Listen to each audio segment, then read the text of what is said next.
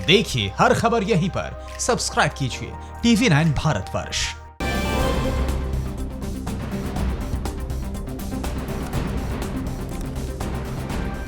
देश और दुनिया में कोरोना संक्रमित मरीजों की संख्या कितनी हुई? अमेरिका में लगातार मौत का आंकड़ा बढ़ रहा है। अमेरिका में 61,000 से ज्यादा लोगों की मौत हो चुकी है। कोरोना से जुड़ी बड़ी खबरों के लिए देखिए कोरोना टॉप 9। देश में कोरोना संक्रमण का आंकड़ा 33,062 पर पहुंच गया है। पिछले 24 घंटे में 1,702 नए मामले सामने आए हैं, जबकि 71 मौतें हुई हैं। इस तरह भारत में अब कुल 1,079 मौतें हो चुकी हैं। भारत में 23,546 एक्टिव केस हैं। राहत की बात है कि 8,437 मरीज इस बीमारी से ठीक हो चुके हैं। केंद्रीय स्वास्थ्य मंत्री हर्षवर्धन के मुताबिक 300 जिले ऐसे हैं जहां अब तक कोरोना का एक भी केस सामने नहीं आया है। इसके अलावा 300 अन्य ऐसे भी जिले हैं जहां कोरोना वायरस संक्रमण के बहुत ही कम केस हैं। देश की राजधानी दिल्ली में पिछले 24 घंटों में 125 नए कोरोना वायरस के मरीजों की पुष्टि हुई है। वहीं 2 लोगों की मौत भी हो गई। इस तरह दिल्ली में अब मरने वालों का आंकड़ा 56 पर पहुंच गया है। दिल्ली में कोरोना के पॉजिटिव मामले बढ़कर 3,439 हो गए हैं। 24 घंटों में कोरोना से 14 मरीज ठीक हुए हैं। दिल्ली में अब कोरोना से ठीक होने वाले मरीजों की संख्या 1,092 पर पहुंच गई है, जबकि कोरोना एक्टिव मरीजों की संख्या 2,291 हो गई है। गुजरात में कोरोना संक्रमण के मामले लगातार बढ़ रहे हैं। 24 घंटे में गुजरात में 308 नए मरीजों की पहचान हुई है। इस तरह गुजरात में मरीजों का आंकड़ा 4,082 पर पहुंच गया है। अकेले अहमदाबाद में 2,777 मरीज हैं। एक दिन में गुजरात में 16 मरीजों की मौत हुई। इस तरह अब यहाँ मरने वालों का आंकड़ा 197 तक पहुंच गया है, जबकि 527 लोग इस बीमारी से ठीक हो चुके हैं। कोरोना का कहर राजस्थान पर भी टूटा है। राजस्थान में 24 घंटे में 74 मरीजों की पहचान हुई। इस तरह राजस्थान में कोरोना के कुल 2,438 मरीज हो गए हैं, जबकि 3 लोगों की मौतें भी हुई हैं। राजस्थान में अब 55 मरीज की मौत हो चुकी है। जयपुर में 881 मरीज हैं, जबकि जोधपुर में 413 मरीज हैं। तमिलनाडु में एक दिन में कोरोना के 104 मरीज मिले हैं। इस तरह तमिलनाडु में मरीजों की संख्या 2,162 पहुंच गई है, जबकि तमिलनाडु में 925 एक्टिव केस हैं। 24 घंटे में 2 मरीजों की मौत हुई है। राहत की बात यह है कि 1,210 मरीज इस बीमारी से उबर चुके हैं। तेलंगाना में कोरोना के 1,016 मरीज हो गए हैं, लेकिन पिछले 24 घंटे में यहां कोई मौत नहीं हुई है। पश्चिम बंगाल में एक दिन में 28 नए मरीज मिले हैं। इस तरह पश्चिम बंगाल में कोरोना संक्रमित मरीजों का आंकड़ा 725 पर पहुंच गया है। अभी तक यहां 22 लोगों की मौत हो चुकी है। उधर कांग्रेस नेता अधीर रंजन चौधरी ने ममता सरकार पर मौत का आंकड़ा छिपाने का आरोप लगाया है। अधीर ने कहा, राज्य सरकार ने सभी अस्पतालों को निर्देश दिया है कि मरीजों के डेथ सर्टिफिकेट में कोविड संक्रमित होने का जिक्र नहीं किया जाए। दुनिया में कोरोना संक्रमित मरीजों का आंकड़ा 32,16,000 के पार पहुंच गया, जबकि 2,27,000 से ज्यादा लोगों की इस बीमारी से मौत हो चुकी है। 19,89,000 से ज्यादा एक्टिव केस हैं। राहत की बात है कि 9,99,000 से ज्यादा मरीज ठीक भी हो चुके हैं। अमेरिका में कोरोना से मरने वालों का आंकड़ा लगातार बढ़ता जा रहा है। एक दिन में यहां 2,000 से ज्यादा मौत हुई। इस तरह अब अमेरिका में मरने वालों का आंकड़ा 61,000 के पार पहुंच गया है। अमेरिका में 10,63,000 से ज्यादा केस हैं, जिसमें 8,54,000 से ज्यादा एक्टिव केस हैं। यूरोपियन देश कोरोना की मार से बेहाल है। हालांकि इटली और स्पेन में हालात बेहतर हो रहे हैं। यहाँ मौत के आंकड़ों में कमी आ रही है। इटली में 27,000 से ज्यादा, स्पेन और फ्रांस में 24,000 लोगों की मौत हो चुकी है। ब्रिटेन में 26,000 से ज्यादा लोगों की जान जा चुकी है। 3 मई को लॉकडाउन खत्म होगा और 4 मई से नई गाइडलाइंस प्रभावी हो जाएंगी, जो कई जिलों को काफी हद तक राहत भी देगा। लेकिन इससे पहले लॉकडाउन का सख्ती से पालन किया जाएगा। गृह मंत्रालय ने ये बातें कही हैं। वहीं अब कोरोना से आमने सामने जंग लड़ने के लिए आ गया है एक स्पेशल रोबोट। देखिए टॉप 9 राष्ट्र। लॉकडाउन के लेकर गृह मंत्रालय में एक समीक्षा बैठक हुई। बैठक में 3 मई को लॉकडाउन खत्म होने के बाद के प्लान पर चर्चा हुई। गृह मंत्रालय ने कहा है कि 4 मई से नई गाइडलाइंस प्रभावी हो जाएंगी, जो कि कई जिलों को काफी हद तक राहत देंगी। हालांकि गृह मंत्रालय ने साफ कर दिया है कि 3 मई तक किसी भी तरह की कोई भी छूट नहीं दी जाएगी, क्योंकि लॉकडाउन के कारण स्थिति में जबरदस्त लाभ और सुधार हुआ है और इस लाभ को आगे गंवाया नहीं जा सकता। लॉकडाउन में फंसे प्रवासी मजदूरों, सैलानियों, श्रद्धालुओं और छात्रों के लिए केंद्र सरकार का बड़ा फैसला। गृह मंत्रालय ने लॉकडाउन में ढील देते हुए इन लोगों को घर पहुंचाने की छूट दी है। सरकार ने इसके लिए सभी राज्यों को अपना नोडल अधिकारी नियुक्त करने को कहा है। बस के जरिए होने वाली इस आवाजाही के लिए 2 राज्यों के बीच रजामंदी जरूरी होगी। सभी लोगों की स्क्रीनिंग और जाँच जरूरी होगी। लॉकडाउन में फंसे मजदूरों, तीर्थयात्रियों, पर्यटकों और छात्रों को घर भेजने की अनुमति देने के केंद्र सरकार के फैसले को राजस्थान के मुख्यमंत्री अशोक गहलोत ने सही ठहराया है। अशोक गहलोत ने कहा कि प्रवासी कामगार मजदूरों को आखिरकार अपने राज्य वापस लौटने का आदेश मिल गया है, लेकिन इनकी वापसी तभी संभव हो पाएगी जब केंद्र सरकार भारतीय रेलवे को फिर से ऑपरेशन होने का आदेश देगी। लिहाजा बिना देरी के विशेष ट्रेनों का संचालन प्रारंभ करना चाहिए। जानबूझकर कर्ज नहीं चुकाने वाले देश के 50 डिफॉल्टरों के मसले पर कांग्रेस और सरकार में जंग तेज हो गई है। राहुल के हमले का वित्त मंत्री निर्मला सीतारमण ने 13 ट्वीट से जवाब दिया। वित्त मंत्री निर्मला सीतारमण ने कहा कि जानबूझकर ऋण नहीं चुकाने वाले यूपीए सरकार की फोन बैंकिंग के लाभकारी हैं। वहीं प्रकाश जावड़ेकर ने कहा कि राहुल को पूर्व वित्त मंत्री पी चिदम्बरम से ट्यूशन लेनी चाहिए। अमेरिकी राष्ट्रपति डोनाल्ड ट्रंप के ऑफिस के पीएम नरेंद्र मोदी और राष्ट्रपति रामनाथ कोविंद को ट्विटर हैंडल पर अनफॉलो करने के कदम पर कांग्रेस सांसद राहुल गांधी ने कड़ा ऐतराज जताया है। कांग्रेस सांसद राहुल गांधी ने कहा है कि ये अमेरिका का निराश करने वाला कदम है। विदेश मंत्रालय इस मामले का संज्ञान ले। कांग्रेस नेता राहुल गांधी ने सार्वजनिक बुद्धिजीवियों के साथ वीडियो संवाद की एक सीरीज शुरू की है। इस सीरीज के पहले एपिसोड में प्रसिद्ध अर्थशास्त्री आरबीआई के पूर्व गवर्नर रघुराम राजन के साथ राहुल गांधी ने बातचीत की। आज सुबह 9 बजे बातचीत का ये वीडियो सभी सोशल मीडिया प्लेटफॉर्म पर जारी किया गया। अकाली नेता मनजिंदर सिंह सिरसा ने ट्विटर पर दरियागंज का एक वीडियो शेयर किया है, जिसमें लोग कैसे लॉकडाउन की धज्जियां उड़ा रहे हैं वो साफ दिख रहा है।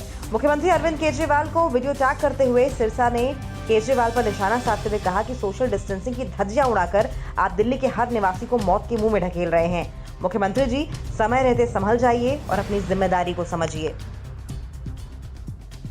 पश्चिम बंगाल के दुर्गापुर स्थित central mechanical engineering research institute के वैज्ञानिकों ने एक ऐसा रोबोट बनाया है जो कोरोना मरीजों के पास दवा और अन्य जरूरी सामान लेकर जाएगा। और तो और ऑडियो विजुअल सिस्टम के जरिए डॉक्टर संक्रमित मरीज से सीधी बात कर सकेंगे और उसके स्वास्थ्य के बारे में जानकारी भी ले सकेंगे।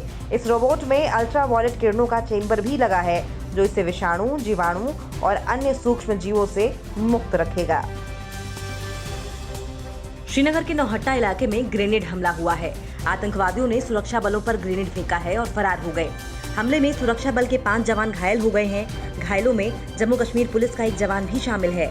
घायलों को इलाज के लिए एक अस्पताल में भर्ती कराया गया है। महाराष्ट्र में कोरोना संक्रमण के मामले तेजी से बढ़ रहे हैं। महाराष्ट्र में कोरोना संक्रमित मरीजों का आंकड़ा 10,000 के करीब पहुंच गया है और 432 लोगों की मौत हो चुकी है।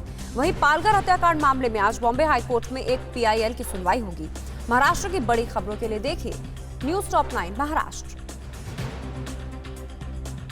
महाराष्ट्र में एक दिन में 597 नए मरीज मिले हैं। इस तरह महाराष्ट्र में कोरोना संक्रमण का आंकड़ा 9,915 पर पहुंच गया है। महाराष्ट्र में कोरोना के 7,890 एक्टिव केस हैं। एक दिन में महाराष्ट्र में 32 मौतें हुई हैं। 26 मौतें मुंबई में जबकि 3 पुणे में हुई। वहीं सोलापुर, औरंगाबाद और पनवेल में संक्रमण से एक की जान गई है। इसी के साथ राज्य में मृतकों का आंकड़ा बढ़कर 432 तक पहुंच गया है। राज्य सरकार के मुताबिक महाराष्ट्र में अब तक 1,37,159 लोगों की टेस्टिंग की जा चुकी है।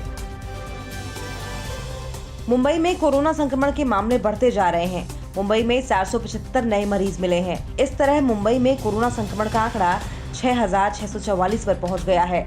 पिछले 24 घंटे में मुंबई में 26 मौतें हुई। वहीं धारावी में हालात अब भी चिंताजनक बने हुए हैं। यहाँ 14 नए मामले सामने आए हैं। धारावी में अब तक कुल 344 मरीज मिले हैं। इनमें से 18 लोगों की मौत हो चुकी है। शिवसेना विधायक प्रकाश पातपेरकर का लॉकडाउन का उल्लंघन करने वाला एक वीडियो वायरल हुआ है। चेंबूर में विधायक ने अपने समर्थकों के साथ सड़क पर मुन्ना नाम के एक कार्यकर्ता का बर्थडे मनाया। इस दौरान कई लोगों ने मास्क भी नहीं लगाया था। सोशल मीडिया पर यह वीडियो तेजी से वायरल हो रहा है। शिवसेना युवा सेना के नेता सुप्रदा प्रकाश पातपेरकर ने खुद ये वीडियो बनाया है। मुंबई के वर्ली से एक राहत वाली खबर आई है। वर्ली के जी साउथ वार्ड में 200 से अधिक कोरोना संक्रमित मरीज ठीक हो चुके हैं।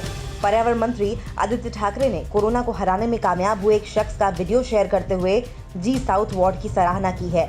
वर्ली का जी साउथ वार्ड कोरोना संक्रमण से सबसे ज्यादा प्रभावित है। मुंबई में 57 साल के एक पुलिसकर्मी ने कोरोना को हराने में कामयाबी हासिल की है। कोरोना को मात देने के बाद जब ये पुलिसकर्मी विरार स्थित अपने घर पहुंचा तो सोसाइटी के लोगों ने उसका जोरदार स्वागत किया। हम होंगे कामयाब गाना गाकर लोगों ने पुलिसकर्मी का हौसला बढ़ाया। हम होंगे कामयाब। मरोड़ पुलिस कैंप में ड्यूटी के दौरान पुलिसकर्मी कोरोना से संक्रमित हुआ था। मुंबई पुलिस में काम करने वाला 29 साल का जवान भी कोरोना संक्रमण का शिकार हो गया है। कोरोना की पुष्टि होने के बाद मुंबई पुलिस ने ट्विटर अकाउंट पर एक वीडियो शेयर किया है जिसमें एम्बुलेंस उस जवान को लेने आई है। जवान हाथ हिलाते हुए एम्बुलेंस के अंदर जाता है। वीडियो पर कैप्शन दिया गया है कि कोई तनाव मत लो दोस्त, जल्द ही ड्यूटी ज्वाइन करूंगा। पुणे की सरदार वल्लभ भाई पटेल अस्पताल में रोबोट के जरिए कोरोना संक्रमित मरीजों की सेवा की जा रही है। बटन के क्लिक पर ये रोबोट कोरोना रोगी के बिस्तर पर भोजन, नाश्ता, पानी की बोतलें और दवाएं लाता है। रोबोट रिमोट की मदद से संचालित होता है और 2 से 3 घंटे आराम से काम करता है। रोबोट एक ही समय में 20 से 25 किलोग्राम भोजन, नाश्ता और दवा ले जाने में सक्षम है। रोबोट की कीमत 45 से 50 हजार के बीच है। इस तरह के कई रोबोट को बनाने की योजना पर काम किया जा रहा है। बॉम्बे हाईकोर्ट पालघर हत्याकांड मामले में दाखिल एक याचिका पर आज सुनवाई करेगा। सुप्रीम कोर्ट के वकील अलख आलोक श्रीवास्तव ने याचिका दाखिल की है। याचिका में उन्होंने पालघर हत्याकांड की जांच सीबीआई या फिर एसआईटी से कराने की बात कही है। साथ ही फास्ट ट्रैक कोर्ट में सुनवाई के साथ मुआवजे की भी मांग की है। पालघर हत्याकांड मामले में 3 पुलिसकर्मियों को निलंबित कर दिया गया है। इस तरह मामले में अभी तक कुल 5 पुलिसकर्मियों को सस्पेंड किया गया है। उधर राज्य के गृह मंत्री अनिल देशमुख ने कहा है कि पालघर हत्याकांड मामले में पुलिस ने सख्त एक्शन लिया है। एक्टर ऋषि कपूर को मुंबई के NH रिलायंस हॉस्पिटल में भर्ती कराया गया है। बताया जा रहा है कि ऋषि कपूर को सांस लेने में समस्या हो रही थी, लिहाजा इलाज के लिए उन्हें अस्पताल में भर्ती कराया गया। ऋषि कपूर का अमेरिका में करीब 1 साल तक कैंसर का इलाज चला था। यूपी में डॉक्टरों पर हमला करने वालों की अब खैर नहीं। बीजेपी विधायक ने क्यों सब्जी वाले को दी धमकी और कहां पर एक महिला ने दिया 5 बच्चों को जन्म। देखिए उत्तर प्रदेश उत्तराखंड की बड़ी खबरें न्यूज टॉप 9 उत्तर प्रदेश उत्तराखंड में। यूपी में बुधवार को कोरोना के 81 मरीज सामने आए हैं। इसके साथ ही कुल संक्रमितों की संख्या 2134 से ज्यादा हो गई है, जबकि पिछले 24 घंटों में 5 और मरीजों की मौत हो गई, जिससे कि अब तक यूपी में मृतकों का आंकड़ा 39 पहुंच गया है। तो वहीं उत्तराखंड में बुधवार को एक और मरीज में कोरोना संक्रमण की पुष्टि से प्रदेश में संक्रमितों की संख्या 55 हो गई है। नया मामला उधम सिंह नगर जिले में आया। कानपुर के चमनगंज इलाके में कोरोना संक्रमित परिवार को क्वारंटीन कराने पहुंची पुलिस पर लोगों ने पथराव कर दिया। बफर जोन नाला रोड पर हुई इस घटना के बाद हालात तनावपूर्ण हो गए। पुलिस ने लाठीचार्ज किया। बाद में हालात संभालने के लिए पीएसी ने फ्लैग मार्च किया और इलाके में डेरा डाल दिया। पुलिस ने 5 को गिरफ्तार किया और 10 को हिरासत में लिया है। इस बीच सीएम योगी ने दोषियों पर सख्त कार्रवाई के निर्देश दिए हैं। साथ ही आरोपियों पर NSA लगाने की बात कही। सीएम ने कहा कोरोना वॉरियर्स पर हमला करने वालों को होगी 7 साल की जेल, 5 लाख का जुर्माना भी लगेगा। मुरादाबाद में ठाकुर द्वारा की एक मस्जिद में छिपने वाले 8 इंडोनेशियाई और तमिलनाडु के 2 लोगों समेत 10 जमातियों को पुलिस ने गिरफ्तार कर लिया है। इन सबकी क्वारंटाइन अवधि पूरी होने के बाद बुधवार को गिरफ्तार कर लिया गया। ये सभी दिल्ली के मरकज में शामिल होने के बाद यहाँ ठाकुर द्वारा की मस्जिद में छुपे मिले थे। कोरोना वायरस का संक्रमण देश में तेजी से बढ़ रहा है।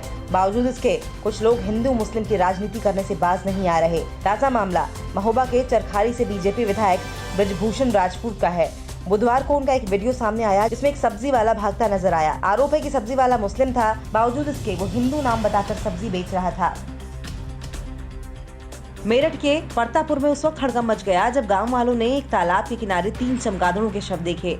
लोगों की सूचना पाकर मौके पर पहुंची पुलिस ने चमगादड़ों के शवों को पोस्टमार्टम के लिए भेज दिया है। इस घटना से इलाके में दहशत है। वन विभाग मामले की जांच में जुट गया है।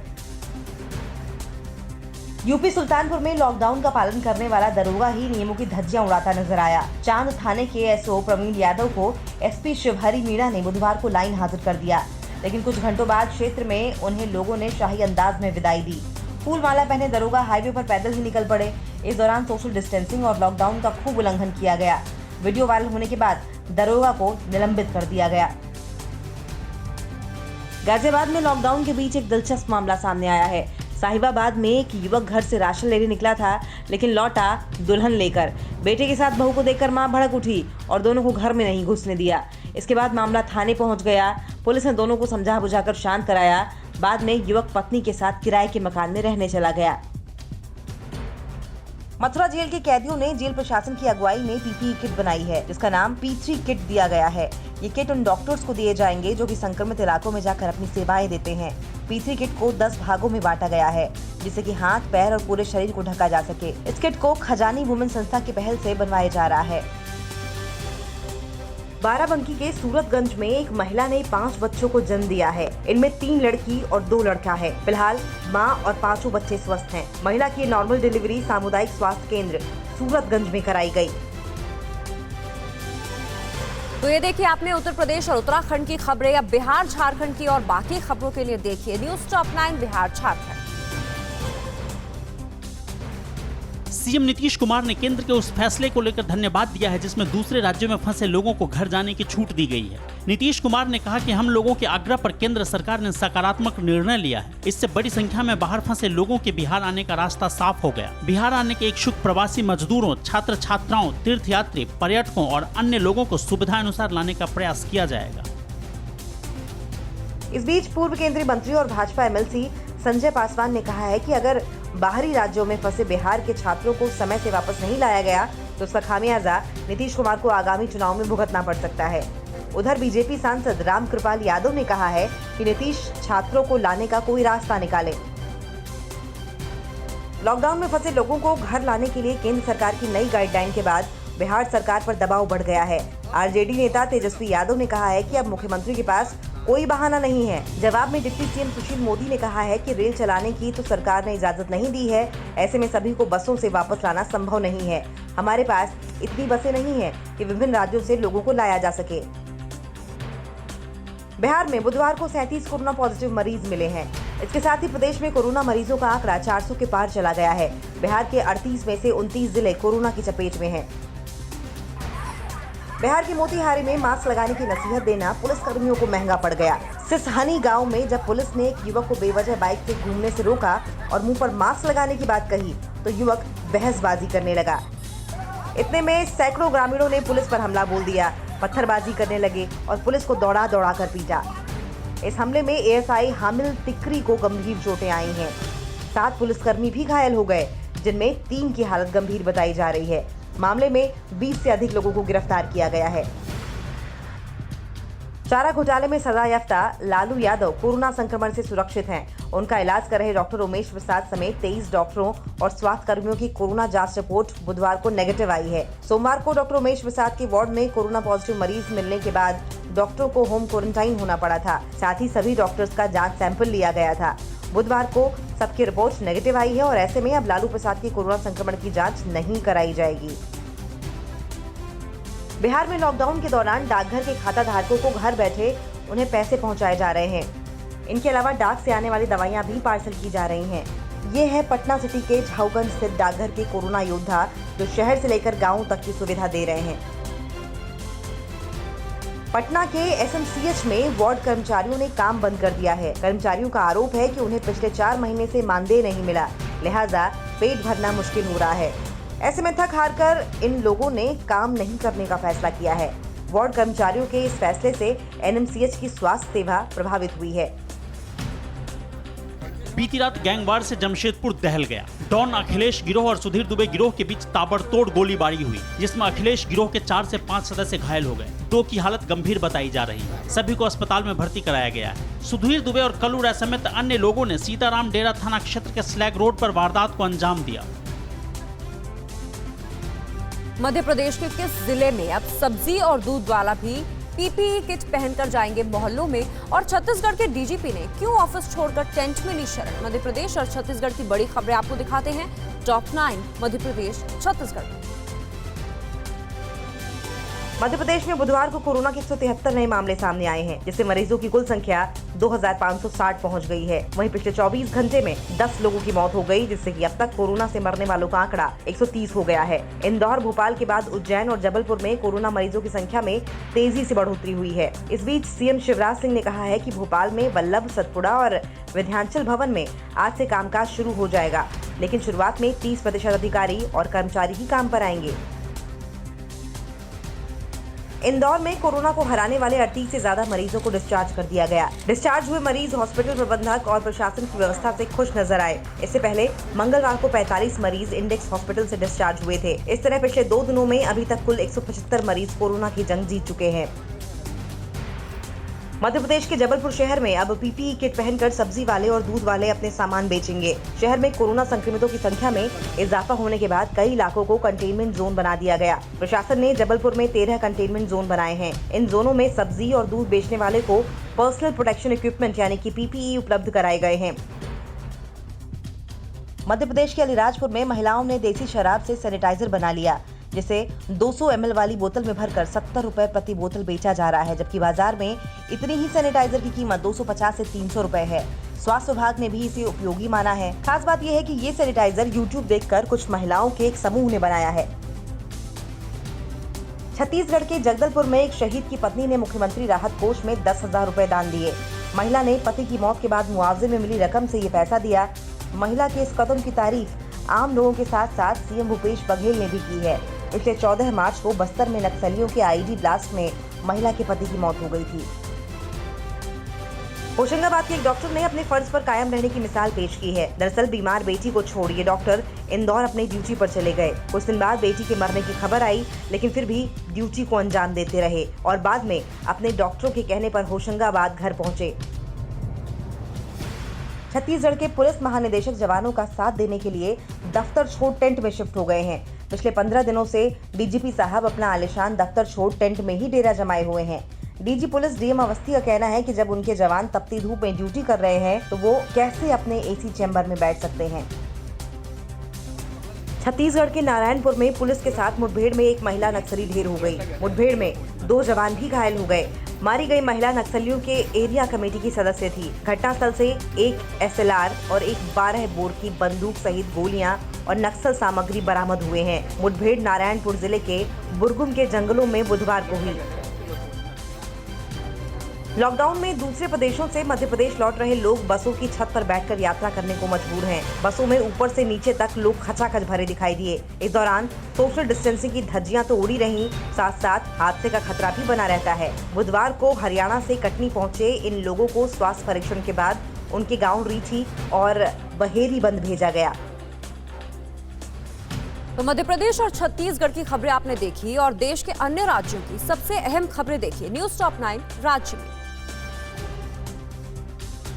सीएम मनोहर लाल खट्टर ने हरियाणा और दिल्ली से सटी सभी सीमाओं को सील करने को जायज ठहराया। सीएम खट्टर ने कहा, कोरोना वायरस को दिल्ली से हरियाणा में किसी भी कीमत पर नहीं घुसने देंगे। उन्होंने कहा कि आत्म सुरक्षा के लिए सख्ती करना जरूरी है।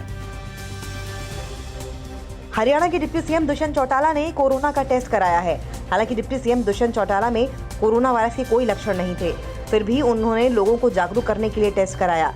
चौटाला का नमूना डॉक्टर्स ने ले लिया है, जिसकी रिपोर्ट आनी बाकी है। गुरुग्राम में नकली सैनिटाइजर बनाने वाली कंपनी का पर्दाफाश हुआ है। स्वास्थ्य विभाग ने छापेमारी करते हुए भारी मात्रा में नकली सैनिटाइजर जब्त किया। कोरोना वायरस से बचाव के चलते सैनिटाइजर की डिमांड बढ़ी तो नकली सैनिटाइजर बनाने का खेल शुरू हो गया, जिस पर स्वास्थ्य विभाग ने नकेल कसना शुरू कर दिया है।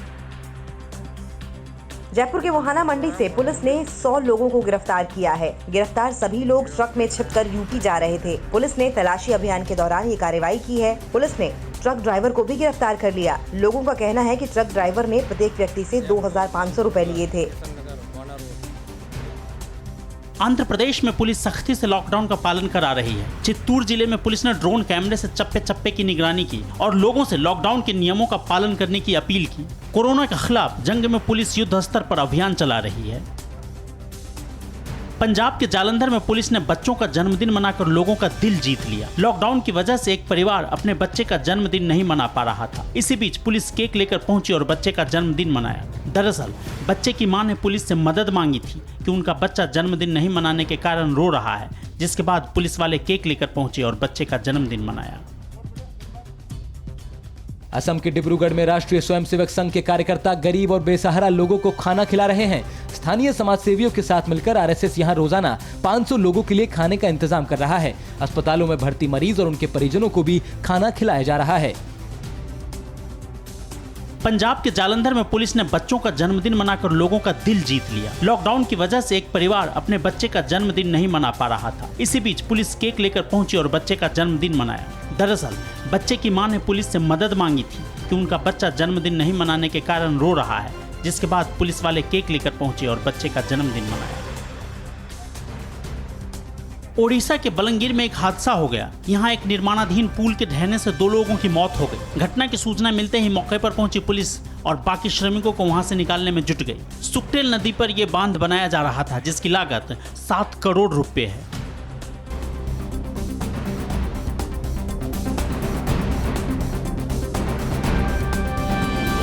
अड़ी सोमवार से शुक्रवार शाम 6 बजे सिर्फ TV9 भारतवर्ष पर।